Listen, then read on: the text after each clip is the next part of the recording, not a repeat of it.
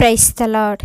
దేవుని పరిశుద్ధమైన నామములో వాక్యమును వింటున్న మీ అందరికీ ప్రభు పేరట మా యొక్క వందనములు తెలియజేస్తున్నాము. ఈరోజు దేవుని వాగ్దానము, ఆయనతో సహవాసము చేసిన ఎడల నీకు సమాధానము కలుగును. యోబు గ్రంథము 22వ అధ్యాయము 21వ వచనము. ప్రియ సహోదరి సహోదరులారా, ఈ లోకంలో ఎక్కడ చూసినా కూడా సమాధానం లేనటువంటి పరిస్థితుల్లో ఎన్ని ఉన్నా ఎన్ని సంపాదించినా సరే అందరూ చెప్పే మాట ఏమిటంటే గృహములో సమాధానం లేదు, కుటుంబంలో సమాధానం లేదని అందరూ కూడా మాట్లాడుతూ ఉంటారు. మరి సమాధానము లేని వారి కొరకు సమాధానకర్తగా ఆయనే ఈ లోకానికి దిగివచ్చాడండి. ఈరోజు సమాధానం లేని స్థితిలో, మనస్సులో నెమ్మది లేని స్థితిలో మరి వాక్యంను వింటున్నారా? అయితే దేవుడు తప్పక మీ జీవితాల్లో సమాధానం అనుగ్రహించి ఆయన మేలులతో మిమ్మల్ని నింపబోతున్నాడండి.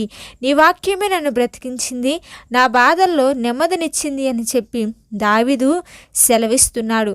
దేవుడు ఉన్నాడని తెలిసి ఆయనతో సహవాసము చేస్తే ఆయన మన పట్ల మేలు అనుగ్రహిస్తాడండి.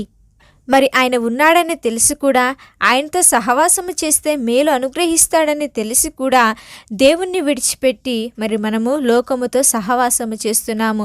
లోకముతో సహవాసము చేస్తే మనం ఎలాంటి మేలు పొందుకోలేమండి. ఆయనతో సహవాసము చేస్తే ఎంత మేలో తెలుసా? మరి తప్పిపోయిన కుమారుడు కూడా తన జీవితంలో తండ్రితో సహవాసము చేయలేదు, లోకముతో సహవాసం చేశాడు. లోకముతో సహవాసము చేసి మరి తనకున్న ఆస్తి, రావాల్సినటువంటి ప్రతి భాగమును కూడా తీసుకొని తండ్రి నుంచి దూరముగా వెళ్ళిపోయాడు, లోకంలో కలిసిపోయాడు.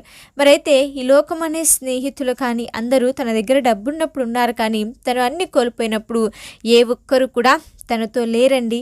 అన్నీ పోగొట్టుకున్న స్థితిలో తండ్రి యొద్దకు వస్తే మరలా తండ్రి ఆ యొక్క కుమారుని హక్కున చేర్చుకున్నాడు. అందును బట్టే తన జీవితంలో మళ్ళీ కూడా అన్నీ కూడా కుమారుడు పొందుకుంటున్నాడండి. మరి వాక్యం వింటున్న ప్రియ సహోదరి సహోదరులారా, ఈరోజు మీరు కూడా ఆ తప్పిపోయినటువంటి కుమారుడు వలె తప్పిపోయిన స్థితిలో ఉండి నీ యొక్క స్థితిని కోల్పోయి ఉన్నావా? అటువంటి స్థితిలో ఉండి పశ్చాత్తాపడుతూ వేదన పడుతున్నారా? అయితే ఆయన యొద్దకు వస్తే ఏ విధముకైతే కుమారుడిని తండ్రి హక్కున చేర్చుకున్నాడో అటు రీతిగా మనలందరినీ కూడా హక్కున చేర్చుకొని మరి తన యొక్క సమాధానంను మనకు అనుగ్రహిస్తాడండి.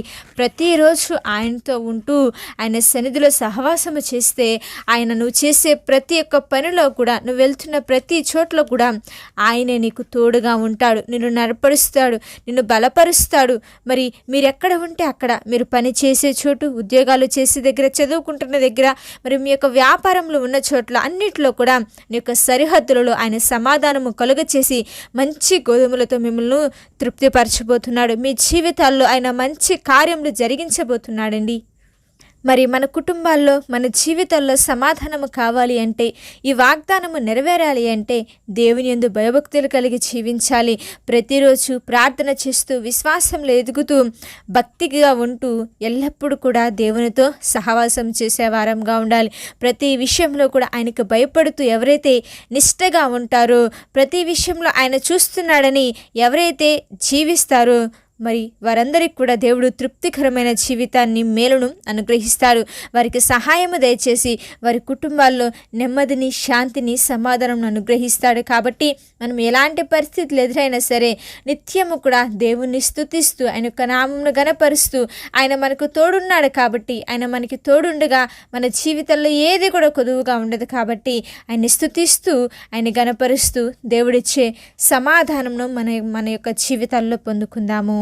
చిన్న ప్రార్థన చేసుకుందాం. పరిశుద్ధుడా, దయగలిగిన మా తండ్రి, ప్రేమపూర్ణుడా, కృపా సత్య సంపూర్ణుడా, సైన్యములకు అధిపతి యొక్క దేవా, నీకు స్తోత్రములు.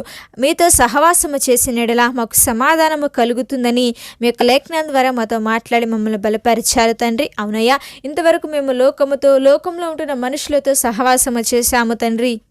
ఇక నుంచి అలాగ కాకుండా మీతో సహవాసము చేస్తూ, మీతో ఒక ప్రత్యేకమైనటువంటి అనుబంధాన్ని కలిగి ఉంటూ, మీరిచ్చే దీవెనలను, ఆశీర్వాదములను పొందుకునే వారంగా మీరు మమ్మల్ని మార్చమని అడుగుచున్నాం.